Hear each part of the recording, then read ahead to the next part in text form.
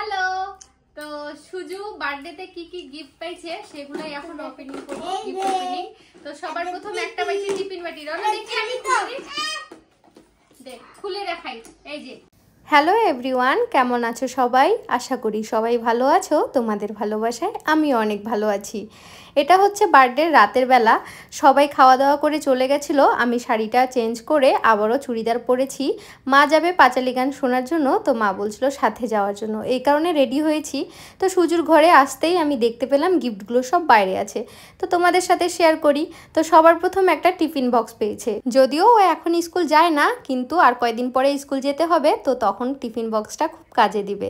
আর এটা হচ্ছে একটা স্কার্ট আর একটা টপ। একজন নেপালি দিদি সকালবেলা এসে দিয়ে গেছেন। জানো, ওই দিদিটা না ভীষণ ভালো মনের মানুষ। সুজুকে প্রতি বছর একটা করে ড্রেস দেয়, তবে এবার বার্থডের সময় দিয়ে গেল। সুজুর সাথে সাথে আমাদের পাড়ায় যতগুলো বাচ্চা আছে সবগুলো বাচ্চাকে এত ভালোবাসে, জানো, যখন স্কুটি নিয়ে আমাদের বাড়ির পাশ দিয়ে যায় সবগুলো বাচ্চার সাথে কথা বলবে তারপরে যাবে। উনি বলেন যে বাচ্চাগুলো নাকি ওনার জন্য ভীষণ লাকি।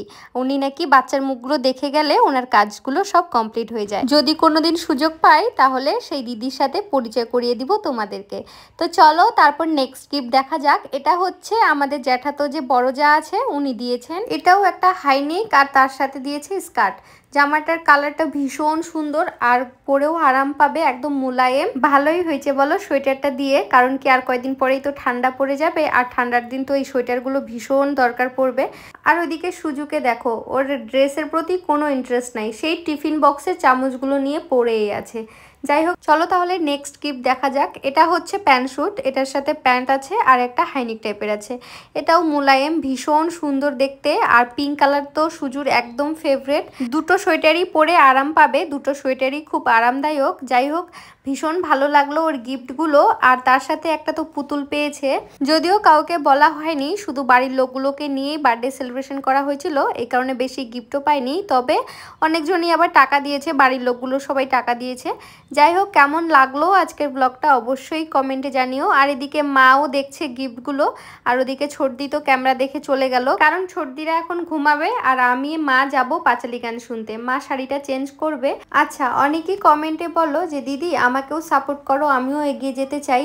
সত্যি কথা বলতে এভাবে সাপোর্ট করলে তো আর হয় না। আমি তোমাকে ফলো করলাম ঠিক আছে, কিন্তু তুমি যদি কোনো কন্টেন্টই না বানাও তাহলে আমার ফলো করে কি বা লাভ হবে, তাই না বলো? রোজ দিন ফটো আপলোড করো, ভিডিও আপলোড করো, ভালো ভালো কন্টেন্ট বানাও। তুমি যে কাজটা করতে ভালোবাসো তুমি সেই কাজ নিয়ে এগিয়ে যাও। যেমন কি আমি ভিডিও করতে ভালোবাসি আমার লাইফস্টাইল নিয়ে, এই কারণে আমি রোজ দিন আমার ভিডিও বানিয়ে আপলোড দিই।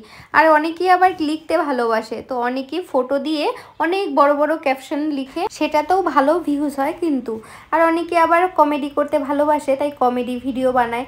অনেকে আবার শর্ট ভিডিও করতে ভালোবাসে, তো শর্ট ভিডিও বানায়। তুমি যেই কাজটা করতে ভালোবাসো তুমি সেই কাজটাই করো। যাই হোক, রোজ দিন ভিডিও আপলোড দিতে হবে, তাহলেই দেখবে তুমি ঠিক এগিয়ে যেতে পারবে। কন্টেন্ট না বানিয়ে যদি তুমি সবার পোস্টে গিয়ে এটা বলো যে দিদি আমাকেও সাহায্য করো, আমিও এগিয়ে যেতে চাই, তাহলে বিশ্বাস করো বোন, কোনো দিন এগিয়ে যেতে পারবে না। মাঝে মধ্যে কিন্তু আমি অনেকেরই ভিডিও শেয়ার করি, তবে তোমাদের জন্য আমি একটা কাজ করতে পারি। তোমাদের মধ্যেই যে 5 লাইন 6 লাইনের একটা কমেন্ট করবে ভালো দেখে, আর আমাকে ফার্স্ট কমেন্ট করবে, তার কমেন্টটা আমি পিন করে রাখবো। শুধু এই ভিডিওতেই না, আগামী দিনে যত ভিডিও আপলোড করব সব ভিডিওতেই একটা করে কমেন্ট আমি পিন করব। চলো টাটা, ভালো থেকো সবাই।